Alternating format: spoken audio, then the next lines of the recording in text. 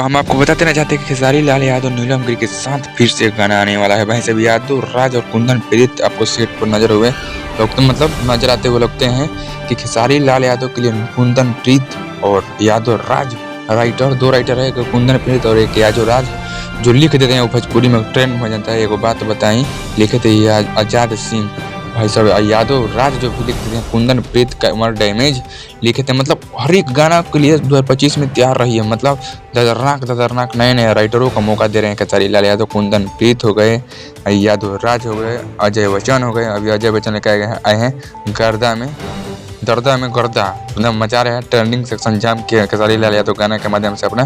और बहुत जल्द नीलम गिरी के साथ आपके ट्रेनिंग ऐसे खेसारी लाल यादव लौकने वाले हैं भाई साहब। जी हाँ, यादव राज के साथ और कुंदन प्रीत के साथ अपने कलम के माध्यम से खेसारी लाल यादव गाने वाले हैं। मतलब उनके कलम के माध्यम से खेसारी लाल यादव गाने वाले हैं और गाना में नजर आएंगे आपके नीलम गिरी बड़ा वाला।